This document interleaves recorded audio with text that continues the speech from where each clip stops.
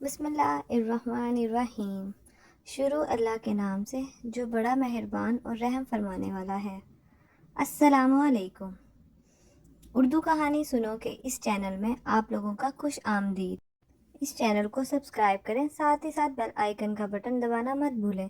چلیں جی اپنی سٹوری شروع کرتے ہیں۔ میرے دماغ میں جو بات آئی تھی اس کے لیے ضروری تھا کہ تجھے فوراً اس پر عمل کرنا چاہیے تھا۔ میں نے ایک کانسٹیبل سے کہہ کر اے ایس آئی کو اپنے پاس بلایا ہے۔ اے ایس آئی فوراً حاضر ہو گیا۔ وہ کمرے میں آتے ہی بولا، کیا حکم ہے جناب؟ میں نے کہا، ہم ابھی قبرستان جا رہے ہیں۔ وہ حیران ہو کر بولا، قبرستان؟ میں نے جلدی سے کہا، ہاں قبرستان، وہ بھی ابھی اور اسی وقت۔ اے ایس آئی الجھن امیز لہجے میں بولا، مگر ہوا کیا ہے جناب؟ میں نے کہا، یہ وقت باتوں میں ضائع کرنے کے لیے نہیں ہے۔ میں نے کہا، جو کہا ہے وہ کرو، تم بس ابھی جانے کی تیاری کرو۔ اوکے سر کہہ کر اے ایس آئی کمرے سے نکل گیا۔ میں نے ضروری تیاری کر لی۔ میرے دماغ میں جو بجلی کوندی تھی وہ اس کے نتیجے میں میرے سامنے جو صورتحال آئی تھی، اگر سب کچھ ویسا ہی تھا تو مجھے یقین تھا کہ قبرستان سے ہمیں نہایت مفید معلومات حاصل ہو سکتی ہے۔ دوسرے ہی لمحے میں اور اے ایس آئی قبرستان کی جانب روانہ ہو گئے۔ راستے میں اے ایس آئی نے کوئی سوال جواب نہ کیا۔ مجھے گہری سوچ میں ڈوبا دیکھ کر وہ خاموش رہا۔ ویسے میں نے اس کے تاثرات سے اندازہ لگایا کہ وہ بھی خاصا الجھا ہوا تھا۔ ہم جلدی ہی قبرستان پہنچ گئے۔ گورکر نے ہمیں اپنی طرف آتا دیکھ کر سلام کیا، پھر ہراساں لہجے میں بولا، خیریت تو ہے نا جناب؟ آج فوج نے قبرستان پر چڑھائی کیوں کر دی؟ میں نے اسے گھورتے ہوئے کہا، کافی دنوں سے تمہاری خیریت نہیں پوچھی تھی، اس لیے سوچا تم سے ملنے چلے آئیں۔ وہ مسکین صورت بنا کر بولا، مجھ سے کوئی غلطی ہو گئی تھی تو مجھے تھانے بلا لیا ہوتا سرکار۔ میں نے اس بات کو نظر انداز کرتے ہوئے کہا، آج کل تمہارا کاروبار کیسا چل رہا ہے؟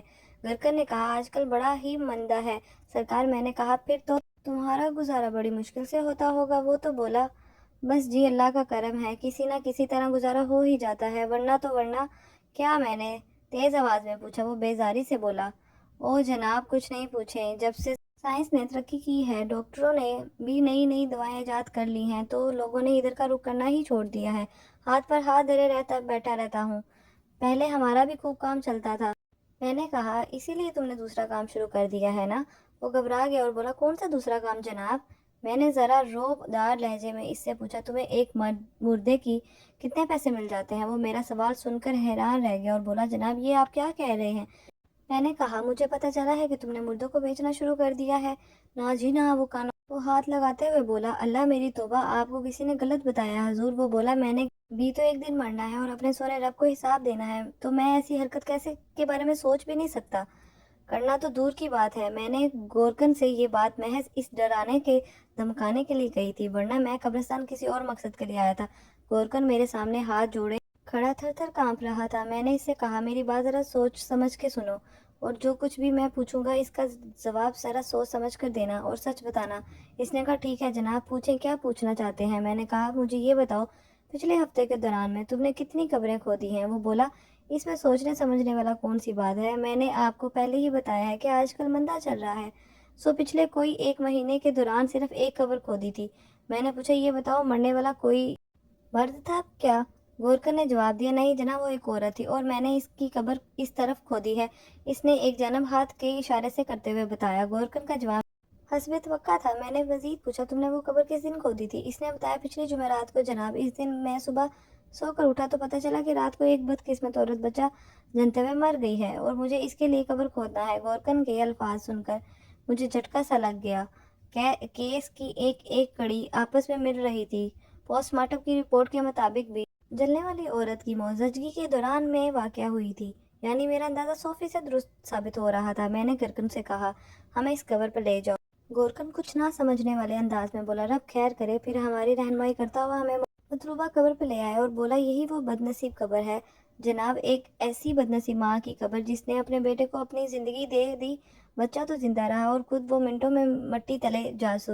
قبر کچی تھی۔ میں بغور اس قبر کا معائنہ کرنے لگا اور میری نظروں نے اندازہ لگا لیا تھا کہ وہاں کچھ گڑبڑ کی گئی ہے۔ مجھے کچھ ایسے اعضاء ملے جن سے اندازہ ہوتا تھا کہ قبر کے ساتھ چھیڑ چھاڑ کی گئی ہے۔ میں نے گورکن سے کہا، اس قبر کو دوبارہ کھولا گیا ہے، یہ کام کس کا ہو سکتا ہے؟ وہ بولا، نہیں ایسا نہیں ہو سکتا جی، کسی کو کیا پڑی ہے کہ وہ قبر کھولے؟ میں نے کہا، میں دعوے کے ساتھ کہتا ہوں کہ اس قبر کو تدفین کے بعد دوبارہ کھولا گیا ہے اور اس میں سے مردے کو غائب کیا گیا ہے۔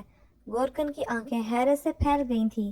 وہ بولا آپ کیسی عجیب عجیب باتیں کر رہے ہیں جناب، میں نے اس قبرستان میں آنکھ کھولی ہے، مجھ سے پہلے میرا باپ یہاں کا گورکن تھا، میری پوری زندگی میں ایسا کوئی واقعہ نہیں ہو پایا۔ میں نے کہا ابھی پتہ چل جائے گا، تم فوراً اپنا سامان لے کر آؤ اور میرے سامنے قبر کھود کر دکھاؤ۔ وہ غیر یقینی انداز میں کبھی مجھے اور کبھی اس قبر کو دیکھنے لگا اور پھر اپنے رہائشی حصے کی طرف چلا گیا۔ تھوڑی دیر بعد گورکن اپنے سامان کے ساتھ وہاں پہنچ گیا اور سوالیہ نظروں سے میری جانب دیکھنے لگا۔ میں نے کہا چلو شروع ہو جاؤ۔ پہلے تو وہ ہچکچاہٹ کا مظاہرہ کرنے لگا اور پھر بولا جناب یہ تو مرنے والے کے ساتھ بہت زیادتی ہوگی۔ اے ایس آئی نے اسے ڈانٹتے ہوئے کہا اوئے زیادتی کے مامے، تم سے جو کہا ہے وہ کرو اور وہ کر ہمیں سبق پڑھانے کی کوشش نہ کر۔ میں نے نرم لہجے میں کہا بابا جی مرنے والے تو مر گئی اور مرنے کے اب تک اس کے ساتھ جو زیادتی ہو چکی ہے وہ بہت شرمناک ہے۔ تم فوراً قبر کھودو کیونکہ قبر میں کچھ بھی نہیں ہے، قبر خالی ہے۔ کوئی عام آدمی گورکن سے یہ فرمائش کرتا تو وہ ممکن تھا کہ گورکن اٹھ جاتا، مگر قانون کے ساتھ ٹکر لینا اس کے بس کی بات نہیں تھی، لہٰذا وہ جلدی جلدی میرے حکم کی تکمیل میں مصروف ہو گیا۔ میرے اندازے کے عین مطابق قبر میں جو کچھ بھی تھا، میں نے گورکن کو ہدایت کی کہ وہ قبر کو اسی طرح کھلا رہنے دے اور اندر جو مٹی وغیرہ گر گئی ہے اسے اچھی طرح صاف کر دے۔ آج رات کو اس قبر کے مکین کو دوبارہ یہاں پہنچا دیا جائے گا۔ گورکن پھٹی ہوئی نگاہوں سے ہماری طرف دیکھنے لگا۔ میں نے گورکن سے کہا پہلے تو چل کر ہمیں وہ گھر دکھا جہاں سے یہ جنازہ اٹھا تھا۔ گورکن نے بتایا کہ وہ ادھر قبرستان کے پاس ہی ہے، یہ تیلیوں کی بہو تھی۔ آپ آئے میرے ساتھ، میں آپ کو ان کا گھر دکھاتا ہوں۔ گورکن ہمیں مذکورہ گھر کے سامنے چھوڑ کر واپس چلا گیا۔ میری دوسری دستک کے جواب میں گھر سے ایک لمبا تڑنگا آدمی دروازے پر نمودار ہوا اور سامنے پولیس کو دیکھ کر پریشان ہو گیا۔ میں نے اس سے پوچھا کیا اس گھر میں پچھلی جمعرات کو کسی عورت کی موت ہوئی ہے؟ اس نے سر ہلا کر جی ہاں کہا۔ مرنے والی میری بیوی تھی۔ مگر آپ کیوں پوچھ رہے ہیں؟ میں نے اس سے کہا تمہاری بیوی کی لاش تھانے میں رکھی ہوئی ہے، تم ہمارے ساتھ چلو اور اپنی بیوی کی لاش لے آؤ۔ وہ غصے سے بولا یہ کیا بکواس ہے؟ وہ سٹپٹا گیا تھا، اس کا طرز عمل فطری تھا۔ اے ایس آئی نے کہا ہم نے قبر تیار کروا دی ہے، تمہیں زیادہ پریشان ہونے کی ضرورت نہیں ہے۔ اتنا دیر میں دروازے پر ایک عمر رسیدہ عورت دکھائی دی۔ اس نے کہا کہ کی گلے پتر آمین، کون آیا ہے؟ پھر ہم پر نظر اس کی پڑی۔ وہ چونک گئی۔ میں نے وہاں کھڑے کھڑے انہیں صورتحال کی سنگینی سے آگاہ کیا۔ وہ مختصر ساری بات بتا دی۔ ماتم کا دے میں ایک مرتبہ پھر رونا دھونا شروع ہو گیا۔ کچھ ہی دیر میں پوری گلی کو اس واقعے کی خبر ہو چکی تھی۔ میں نے وہاں زیادہ دیر رکنا مناسب نہ سمجھا، امیر اور اس کے باپ کو لے کر تھانے چلا گیا۔ اب اس بات کو کوئی شک شبہ نہ رہا کہ وہ لاش امین کی بیوی کی ہی تھی۔ پوسٹ مارٹم کی رپورٹ میں وہ جو تفصیل بیان کی گئی تھی وہ امین کی بیوی پر 100% فٹ آ رہی تھی، اور پھر سب سے بڑا ثبوت یہ تھا کہ اس کی قبر خالی تھی۔ اس کی لاش کو ایک خاص مقصد کے لیے قبر سے نکالا گیا تھا۔ وہ خاص مقصد یہی تھا کہ راحت کی موت کا ثبوت فراہم کیا جائے۔ اب یہ بات پکی ہو چکی تھی کہ راحت جہاں کہیں بھی تھی زندہ تھی۔ قصہ مختصر، امین کی بیوی کو اسی رات دوسری مرتبہ سپرد خاک کر دیا گیا۔ حوالدار کرم داد دوسری صبح واپس آیا تھا۔ اس کے ساتھ ماسٹر یونس کا باپ ایوب علی اور چھوٹا بھائی یوسف آیا تھا۔ ان باپ بیٹے کے بیان کے مطابق ماسٹر یونس تو گاؤں میں پہنچا ہی نہیں تھا اور وہ خود اس وجہ سے خاصے پریشان تھے، حالانکہ ایسا پہلی بار نہیں ہوا تھا۔ یونس ہفتے کی رات کو گھر پہنچا تھا اور پیر کی صبح واپس چلا جاتا تھا۔ وہ اس کی خیر خبر معلوم کرنے آنے ہی والے تھے کہ حوالدار وہاں پہنچ گیا اور اب وہ میرے سامنے موجود تھے۔ میں ماسٹر یونس اور باپ ایوب علی سے پوچھا کہ پہلے کبھی ایسا ہوا ہے کہ یونس بغیر بتائے کہیں چلا گیا؟ اس نے نفی میں جواب دیا، پھر کہا میں تو خود پریشان ہوں، میں ہی کیا اس کی ماں اور چھوٹی بہنیں بھی 2 راتوں سے سوئی نہیں ہیں۔ میں نے ایوب علی کی ساری صورتحال سے آگاہ کیا۔ پوری بات سننے کے بعد وہ مزید پریشان ہو گیا۔ میں نے اس سے کہا تمہارے بیٹے نے نہایت ہی سنگین جرم کا ارتکاب کیا ہے، ایک لاش کی بے رحمتی کی ہے اور ایک شادی شدہ عورت کو اغوا کیا ہے۔ ایوب علی نے کہا وہ ایسا نہیں کر سکتا جناب، وہ تو بڑا سمجھدار بچہ ہے۔ میں نے اس سے کہا اکثر والدین کا اپنی اولاد کے بارے میں یہی خیال ہوتا ہے، بعض اوقات تو والدین آنکھوں دیکھ کر بھی یقین نہیں کرتے۔ وہ بولا میرا بیٹا تو ایسا نہیں ہے۔ میں نے ذرا غصہ دکھاتے ہوئے کہا اس نے تو انتہائی احسان فراموشی مظاہرہ کیا ہے، فضل بی بی اسے اپنے بیٹے کی طرح چاہتی تھی اور تمہارے بیٹے نے اپنی محسن کے گھر ہی ڈاکہ ڈال دیا، اب وہ بچ نہیں سکے گا۔ ایک بات میں آپ کو بتانا بھول گیا، میں نے گزشتہ رات ہی سکندر علی کو رہا کر دیا تھا، تاہم سجاول ابھی تک حوالات میں بند ہے۔ سکندر علی نے میرا شکریہ ادا کرتے ہوئے کہا کہ اس کی بیوی کی تلاش میں کوئی سرگرمی نہ دکھاؤ بلکہ اس کیس پر لانت بھیج کر فائل داخل دفتر کر دو۔ صورتحال کی وضاحت کے بعد اسکندر علی کو راحت کی صورت سے بھی نفرت ہو گئی تھی۔ اب وہ اسے کسی بھی صورت برداشت کرنے کو تیار نہیں تھا۔ اس کا فیصلہ اگرچہ جذباتی تھا مگر مبنی برحقیقت تھا، مگر میں اس کی بات مان کر اس کی طرف سے چشم پوشی نہیں کر سکتا تھا۔ مجھے تو ہر حال میں قانونی تقاضے پورے کرنے تھے۔ میں نے ماسٹر یونس کے باپ سے مزید کچھ دیر کی پوچھ تاچھ کرنے کے بعد اسے جانے دیا۔ جاتے جاتے میں نے اسے تاکید کر دی کہ جیسے ہی ماسٹر یونس گھر آئے تو تھانے میں اطلاع کر دے۔ تاہم مجھے اس کی 1% بھی امید نہیں تھی کہ ایسی صورت میں ماسٹر یونس اپنے آبائی گھر کا رخ کرتا۔ پھر بھی میں نے حوالدار کرم داد سے کہہ دیا کہ وہ 2 سادہ لباس اہلکاروں کو یونس کے گاؤں کے داخلے اور خارجی راستے پر نظر رکھنے کی تاکید کر کے ساتھ ساتھ تعینات کر دے۔ یونس کے باپ نے یونس کی ایک تصویر مہیا کر دی تھی جسے دوسرے روز میں نے ایک ماہر فوٹوگرافر کو دے کر اس کے کئی پرنٹ تیار کروا لیے تھے۔ یونس کی نگرانی کرنے والے اہلکاروں کو میں نے ایک فوٹو دے کر اس کے بعد میں نے اپنے تھانے کے عملے کو بھی فوٹو فراہم کر کے یہ ہدایت دے دی تھی کہ وہ ایسی صورت شکل کے شخص کو جہاں بھی دیکھیں فوراً گرفتار کر کے تھانے لے آئیں۔ ویسے مجھے امید تھی کہ وہ کہیں آس پاس مشکل سے ہی پایا جائے گا۔ ہو سکتا تھا کہ اس نے راحت کے ساتھ کسی دوسرے شہر میں جا کر اپنی نئی دنیا آباد کر لی ہو۔ اگلے دن میں نے سجاول کے منت سماجت پر اسے بھی چھوڑ دیا، تاہم یہ تاکید کر دی کہ وہ اپنے علاقے سے باہر نہ جائے اور اگر مجبوراً ایسا کرنا بھی پڑے تو پہلے تھانے میں اطلاع کر دے۔ اس نے وعدہ کیا کہ وہ اس بات کی پابندی کرے گا۔ میں نے اسے بتایا کہ اس کی ذات ابھی شک سے پاک بالکل نہیں ہوئی تھی۔ پھر کچھ دن یوں ہی گزر گئے۔ اس کے کیس میں کوئی نئی پیش رفت نہیں ہوئی اور نہ ہی راحت اور ماسٹر یونس کی کوئی خبر ملی تھی۔ پھر ایک روز مجھے اطلاع ملی کہ میرے عملے کے آدمیوں نے اس تانگے والے کا سراغ لگا لیا ہے جس نے ماسٹر یونس کو اور ایک برقع پوش عورت کو لاری اڈے پہنچایا تھا۔ اس سے ایک بات یہ بھی ثابت ہوئی کہ راحت ماسٹر یونس کے ساتھ ہی فرار ہوئی تھی۔ تانگے والے کا نام رفیق تھا۔ وہ ایک صحت مند نوجوان تھا۔ میں ASI کو لے کر ٹانگا اسٹینڈ پہنچ گیا۔ رفیق فبکا اسٹینڈ پر موجود تھا اور وہاں سے تانگا لے کر نکلنے ہی والا تھا۔ ہمیں دیکھ کر رک گیا اور بولا، چلے جناب، آپ کو بھی لے چلتا ہوں، جہاں کہاں کہیں گے وہاں لے جاتا ہوں۔ اس وقت اس کے تانگے میں 2 سواریاں موجود تھیں اور دونوں ہی مردانہ سواریاں تھیں۔ میں نے سواریوں سے کہا کہ وہ کسی دوسرے تانگے میں چلے جائیں۔ وہ دونوں اتر گئے تو ہم اس کے تانگے میں سوار ہو گئے۔ میں نے فیکے سے کہا، پہلوان جی، مجھے تم سے کچھ ضروری باتیں کرنی ہیں۔ اس کام کے لیے تمہارا ٹانگا ٹھیک رہے گا یا تھانے چلیں؟ فیکا ذرا بھی نہ گھبرایا، مسکرا کر بولا، جو حکم سرکار۔ ویسے بات کیا ہے؟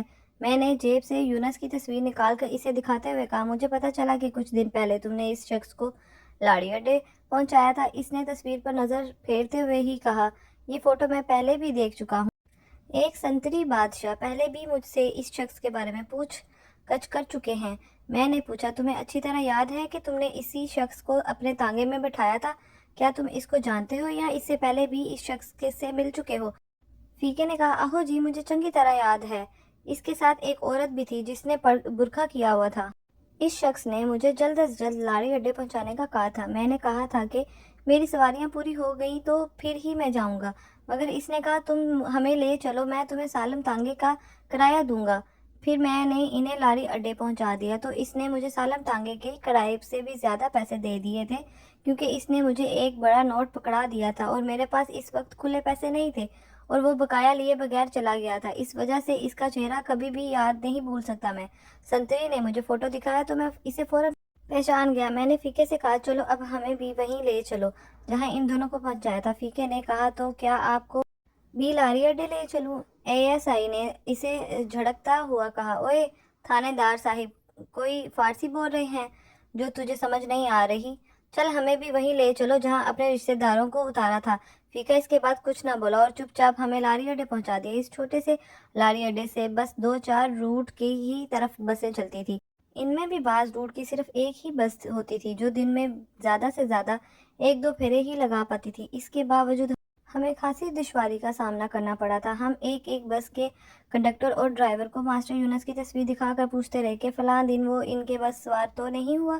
تقریباً آدھے پونے گھنٹے کی پوچھ تاچھ کے بعد ہمیں کامیابی مل ہی گئی۔ ایک بس کے کنڈکٹر نے یونس کی تصویر دیکھ کر خیال ظاہر کیا کہ اسے یاد پڑتا ہے کہ وہ اس کی بس میں بیٹھا تھا اور اس کے ساتھ ایک برقع پوش خاتون بھی تھی۔ یہ بہت اہم اطلاع تھی۔ میں نے کنڈکٹر سے کہا، پھر تو ہمیں یہ بھی یاد ہوگا کہ وہ دونوں کہاں اترے تھے؟ کنڈکٹر نے کہا، اچھی طرح یاد ہے جی، وہ دونوں احمد آباد اترے تھے۔ اس وقت دن کا 1:30 بج رہا تھا۔ میں نے کنڈکٹر سے پوچھا، تمہاری بس کتنے بجے اڈے سے نکلتی ہے؟ وہ بولا، ابھی تو آئے ہیں جناب، ابھی کھانا ناشتہ کھا کر ہی نکلیں گے۔ میں نے کنڈکٹر سے کہا، جب تک میں نہ آؤں وہ اڈے سے بس نہ نکالے۔ میں نے اسے کہا، مجھے نہایت ہی ضروری کام سے جانا ہے، اس لیے مجھے لیتے ہوئے جانا۔ میں نے بس کا نمبر نوٹ کر لیا اور اے ایس آئی کے ساتھ واپس تھانے آ گیا۔ واپس تھانے آنے کی وجہ یہ تھی کہ ایک تو کھانا کھا کر تازہ دم ہو جاؤں، دوسرا میری غیر موجودگی میں اے ایس آئی کا تھانے میں رہنا بہت ضروری تھا۔ مجھے جانے وہاں کتنی دیر لگ جاتی کچھ کہا نہیں جا سکتا تھا۔ میں نے حوالدار کرم داد کو ساتھ لیا اور لاڑی اڈے پہنچ گیا۔ جب بس نے ہمیں ایمن آباد اتارا تو دن کے 4 بج رہے تھے۔ ہم نے تفتیش کا آغاز دکانداروں سے پوچھ گچھ کر شروع کر دیا تھا۔ سب سے پہلے ہم سائیکلوں والی ایک دکان میں چلے گئے۔ ہم دونوں اس وقت سادہ لباس میں تھے۔ دکان کے باہر ایک قطار میں کچھ سائیکلیں کھڑی تھی۔ ان کے قریب ہی ایک شخص ایک سائیکل کھولے مرمت کر رہا تھا۔ سائیکل مکینک بھاری دونوں توش کا مالک تھا۔ ہم اس کے قریب پہنچے تو اس کی نگاہ اٹھا کر ہماری طرف دیکھا اور پوچھا، سائیکل چاہیے؟ حوالدار نے کہا، نہیں چاچا، ہمیں سائیکل نہیں بلکہ تم سے ایک بندے کے متعلق پوچھنا ہے۔ وہ عجیب سے لہجے میں بولا، بندہ؟ کون بندہ؟ اور اس کے متعلق کیا پوچھنا ہے؟ میں نے جیب سے ماسٹر یونس کی تصویر نکال کر اس کے سامنے کر دی اور پوچھا، اسے پہچانتے ہو چاچا؟ اس نے تصویر کی بجائے گور کر مجھ کو دیکھا اور غصے میں بولا، یہ چاچا چاچا کیا لگا رکھی ہے تم لوگوں نے؟ میرا نام ابراہیم ہے۔ مجھے تو بہت آیا مگر میں اپنے غصے کو پی گیا اور آرام سے کہا، ابراہیم صاحب، آپ نے گزشتہ کچھ دنوں میں اس شخص کو کہیں دیکھا ہے؟ اس نے میرے ہاتھ سے تصویر لے کر اس کا بغور جائزہ لیا اور بولا، آدمی تو یہ باہر کا لگتا ہے، اس علاقے کا رہنے والا تو ہے ہی نہیں، یہاں کے تو بچے سے میں واقف ہوں۔ ابراہیم سائیکلوں والے نے اکھڑتے ہوئے لہجے میں کہا، اس کو میں نہیں جانتا، جائیں کہیں اور جا کر پتہ کریں۔ ہم فوراً ہی آگے بڑھ گئے۔ کرم داد نے کہا، جناب، وردی کے بھی اپنے ہی ٹور ہوتے ہیں، اس وقت اگر ہم وردی میں ہوتے تو یہی شخص ہمارے آگے پیچھے پھر رہا ہوتا۔ میں نے کہا، سچ کہتے ہو کرم داد، اکثر لوگ تو ہماری وردی کو ہی سلام کرتے ہیں۔ 2-4 اور دکانوں سے پوچھ گچھ کے بعد ہم ایک حجام کے دکان میں داخل ہوئے۔ چھوٹے علاقوں میں اور دیہاتوں میں حجام کی دکان کو ایک چوپال کی حیثیت حاصل ہوتی ہے۔ حجام کی دکان پر بھانت بھانت کے لوگ آتے ہیں اور ہر گھر کے معاملات زیر بحث رہتے ہیں۔ حجام بھی ہر بات میں دلچسپی لیتا ہے اور حسب توفیق اپنا تبصرہ بھی پیش کرتا ہے اور اپنا کام بھی کرتا رہتا ہے۔ مجھے امید تھی کہ یہاں کامیابی کے امکانات زیادہ روشن ہو سکتے ہیں۔ اس وقت دکان میں 3-4 آدمی بیٹھے ہوئے تھے۔ حجام ایک شخص کو شیف بنا رہا تھا اور باقی لکڑی کی بینچ پر بیٹھے اپنی باری کا انتظار کر رہے تھے۔ ہم اندر داخل ہوئے تو حجام ہمیں بھی کوئی گاہک سمجھ رہا تھا اور اس نے ہمیں دیکھتے ہی اپنی روایتی خوش دلی سے کہا، آؤ جی، ست بسم اللہ، آپ بیٹھے، میں بس ابھی فارغ ہونے ہی والا ہوں۔ میں نے کھڑے کھڑے کہا، ہم یہاں بیٹھنے نہیں آئے راجہ صاحب، دیہاتیوں میں حجام کو عموماً لوگ راجہ بھی کہتے ہیں۔ میری بات سن کر اس کے چلتے ہاتھ رک گئے۔ اس نے میری طرف دیکھتے ہوئے کہا، پھر دسو جی، آپ میرے پاس کیوں آئے ہیں؟ میں نے ماسٹر یونس کی تصویر دکھاتے ہوئے کہا، ہمیں اس بندے کی تلاش ہے، یہ چند روز قبل یہاں آیا تھا۔ تصویر دیکھنے کے بعد اس نے کہا، میری دکان پر تو نہیں آیا۔ اتنی دیر میں کرسی پر بیٹھے شخص نے گردن نیچی کر کے تصویر پر نظر ڈالی۔ میں نے محسوس کیا کہ تصویر دیکھتے ہی اس کے چہرے پر شناسائی کے تاثرات ابھرے تھے۔ وہ بولا، میرے اندازے کی تصدیق ہو گئی۔ اس نے کہا، شکل تو کچھ دیکھی بھالی لگی رہی ہے۔ میں نے اسے بتایا کہ یہ بندہ فلاں دن ایک برقع پوش عورت کے ساتھ اس علاقے میں آیا تھا، ہمیں اس سے ملنا ہے۔ آپ نے اسے کب اور کہاں دیکھا تھا؟ اس نے میرے سوال کا جواب دینے کے بجائے الٹا مجھ سے سوال کر دیا، آپ کس سلسلے میں سے ڈھونڈ رہے ہیں؟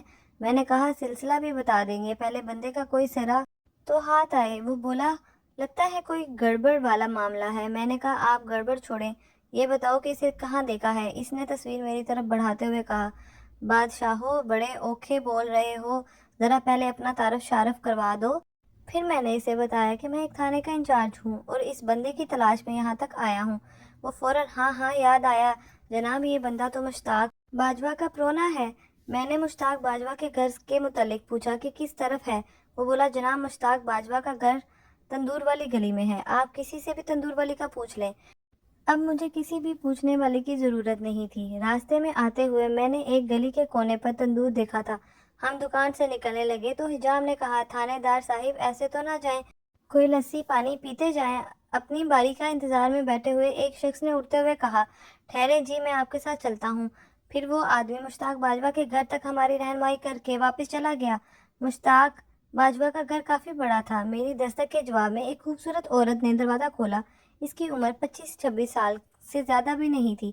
वो सुर्ख और सफ़ेद रंग की एक पुरकशिश औरत थी। अपने सामने अजनबी लोगों को देखकर इसने दरवाज़ा अधूरा बंद कर दिया और एक पटकी ओट लेकर खड़ी हो गई। फिर हमसे पूछा, आपको किससे मिलना है? मैंने पूछा, मुश्ताक बाजवा साहिब घर में हैं? इस औरत ने पटकी ओट से जवाब दिया, वो जी शाम को आएंगे। मैंने पूछा, कहाँ गए हैं? इसने कहा, वो किसी ज़रूरी काम से शेखुपुरा गए हैं। पर आप कौन? अगर कोई ज़रूरी पैगाम है तो मुझे बता दें, मैं इनकी बीवी हूँ। मैंने अपने लहजे में मायूसी भरते हुए कहा, हम तो बहुत लंबा सफ़र करके आए हैं और बाजवा साहिब से मिलने बगैर मेरा तो दिल नहीं है वापस जाने का। वो बोली, इससे पहले मैंने आपको कभी नहीं देखा। आपका नाम क्या है? मैंने सवालिया नज़रों से हवलदार की तरफ देखा। इसने एक आंख दबाकर मुझे इशारा किया। मैंने एक तुक्का चलाया। मैंने कहा, मेरा नाम हयात है और मेरे साथ चौधरी रहमत अली आए हैं। हवलदार अपने चेहरे और मूँछों की वजह से कोई चौधरी ही दिखाई देता था।